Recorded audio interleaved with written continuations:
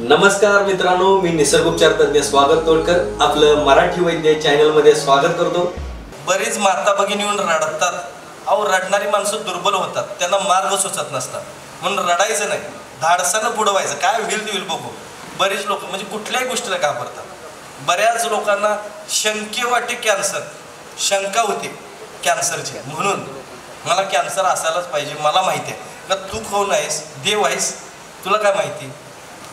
तर असली शंका घेऊ नका। चला पुढं वळू। थोडंसं मला सांगायचं आहे मेन म्हणजे हाडांचे प्रॉब्लेम। हाडं जर तुमचे दुखत असतील, माता भगिनींना कंबरदुखीचा आणि गुडघ्यापासून खाली पाय दुखण्याचे त्रास जास्त आहे, बरोबर आहे ना। गुडघ्यापासून खाली पाय जास्त दुखतात ना, ह्या काय करतात की भित्र्या बायका असतात। भीती तुम्हाला त्रास देते जास्त करून। आणि पुरुषांना कंबरदुखीचा त्रास होतो कारण पुरुष काय करतो, अतिविचारात गुंतलेला असतो। आता सांगतोय ते ऐकून घ्या व्यवस्थित, थोडंसं मी सांगतोय ते।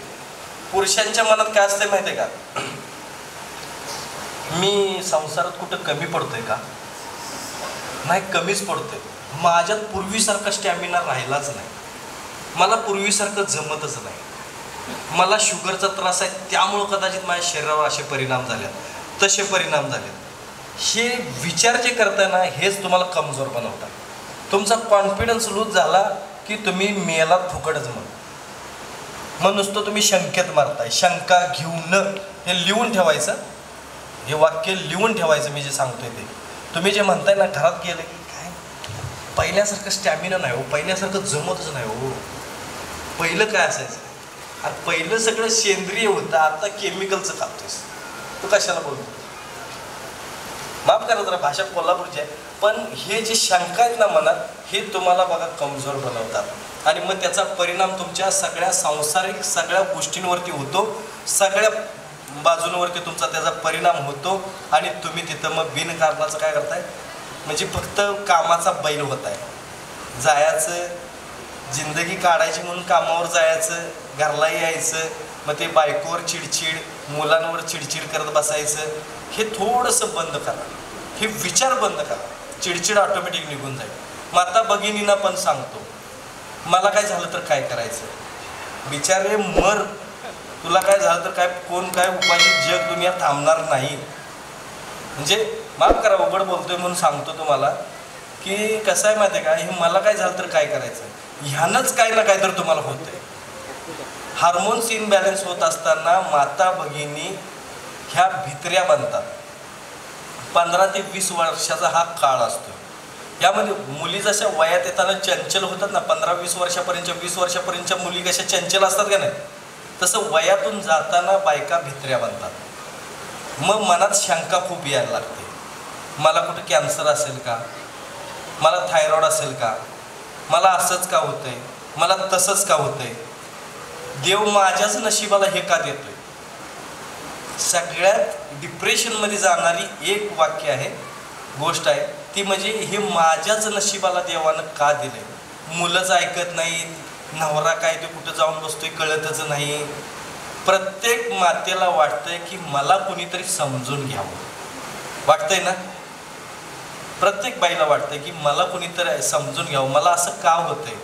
त्या बाईला मी तुम्हाला सांगतो, पाया पडून सांगतो पुरुष मंडळीला, की त्या बाईला औषधांची नाही आधाराची गरज असते। तुम्ही जर म्हटलात ना, अगं ह्या हार्मोन्स इनबॅलन्समुळे होतंय, आम्ही आहे की सोबत तुझ्या, थोडंसं तिला कॉन्फिडन्स द्या, बघा ती वागीन होते।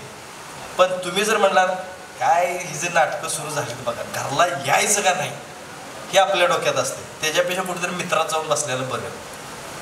पण तिच्या मनात काय येतंय, हे कुठंतरी जाऊन बसतोयच नवरा, मित्रच जवळचे वाटायला लागले त्याला आता।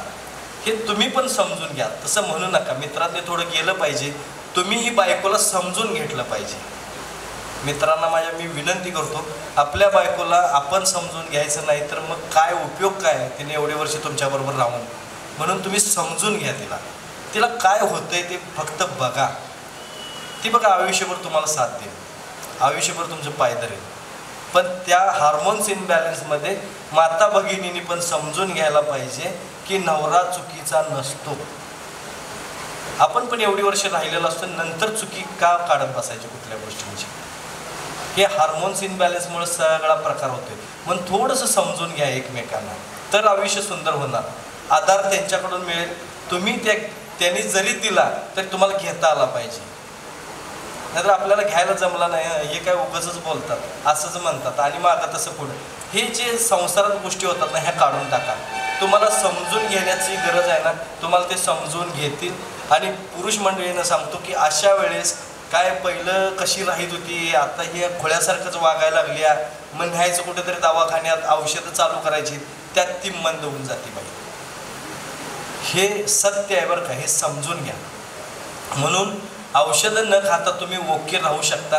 प्रत्येकला वाटतंय का नाही सांगा ताई, मला मी पाया पडून विचारतो, मला कोणीतरी समजून घ्यावं असं तुम्हाला वाटतंय का नाही? तुम्हाला कुठल्या गोष्टीचं रडायला येईल सांगू शकत नाही. फार इमोशनल झालेलं असतात तेव्हा, कुठल्या गोष्टीत रडायला येईल. काही झालं तरी मुलांना नाही ऐकलं तर तुम्ही रडायला चालू करणार, आणि ऐकलं तरी पण तुम्ही रडायला चालू करणार. म्हणून माझं पोर माझं केवढं ऐकतंय. आता ऐकलं तरी रडणार, नाही ऐकलं तर रडणार. मग तिने काय करायचं? तिने टाचा फोडायला पाहिजे. तुम्ही काय करायचं? म्हणून हे हार्मोन्स इनबॅलन्समुळे होते, त्यामुळे घाबरायचं नाही. तर थोड्या थोड्या कसं आहे की अंतरानं पाय टाकत चालणे तुमचा पर्याय. पिंपळाच्या पानांचा काढा पिणे, तुम्ही अशोकच्या पानांचा काढा पिणे, म्हणजे तुमचा आत्मविश्वास जाणार नाही. जे तुम्हाला कमजोरी वाटते ती होणार नाही. आणि पांढरे तीळ रोज 1 चमचा तुम्ही चावून खायचे पुरुष मंडळींनी, आणि माता भगिनींनी रोज 1 चमचा खसखस चावून खाणे, चावूनच खायची बघा. आणि हे तुम्ही संध्याकाळच्या वेळेत खसखस खायचे माता भगिनींनी, आणि तुम्ही सकाळी पांढरे तीळ चावून खायचे. गुडघेदुखी कंबरदुखी कमी येईलच, पण तुम्हाला जी कमजोरी वाटते ना ती पण तुमची निघून जाईल. तुम्हाला जी भित्रेपणा वाटतोय तोही तुमचा कमी होईल पिंपळाच्या पानाचा काढा पिल्यावर आणि खसखस खाल्ल्यानंतर. बघा ह्या गोष्टी करून. मेन म्हणजे फिरायला जात चला सगळेजण, विनंती करतो. आणि सगळ्यात महत्त्वाचं आहे हसत खेळत राहा. तर हाडांच्या प्रॉब्लेमसाठी तुम्हाला पांढरे तीळ, तुम्हाला खसखस आहे. अजून जर सांगायचं म्हणतात BP शुगर, सगळ्यात मोठा आजार BP शुगर. मला वाटतं ह्यातली निम्मी अर्धी BPच्या गोळ्या खाणारी गावते. मी तोंड बघितल्यावर सांगतोय कोण BPची गोळी खायत असेल कोण नाही. ते BPची गोळी खाणार बघा की सारवल्यासारखं तोंड असते हो, सारवल्यासारखं असं.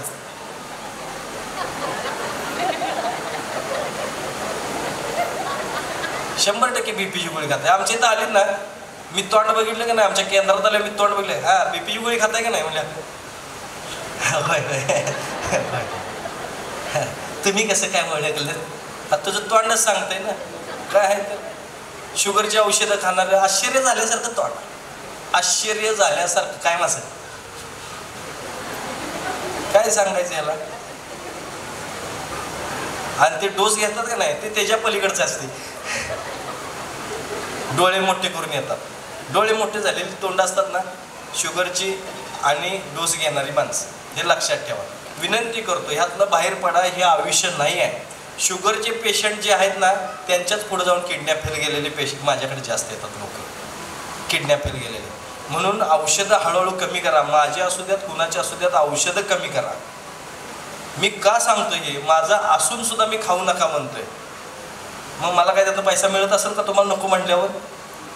कारण पैसा हे सर्वस्व नाही आहे, मला चांगलं माहिती आहे. हां, म्हणजे कसं आहे की पैशाला देव मानणारे लोक आहेत, पण नका, शरीराला देव माना आणि ते करा. चला, तर BPच्या लोकांनी काय करायचं? प्राणायाम करायचं. मेन म्हणजे भ्रामरी करायची. श्वास घ्यायचा, छातीत रोखून ठेवायचा आणि सोडताना तोंडातून सोडायचं. परत घ्यायचं, जितका वेळ थांबता येईल तितका वेळ थांबायचं. परत सोडताना असं जर केला तुम्ही 5 मिनटं तर बघा BPच्या औषधांना हळूहळू तुम्ही टाटा बाय बाय करू शकता. पण करून बघा ही गोष्ट, तुम्हाला विनंती करून सांगतो. शुगरची औषधं घेणारी माणसं सकाळी 1 टोमॅटो, दुपारी 1 टोमॅटो आणि संध्याकाळी 1 टोमॅटो, हे 3 टोमॅटो बिया काढून खायचे आणि 3 किलोमीटर चालायचं सकाळी.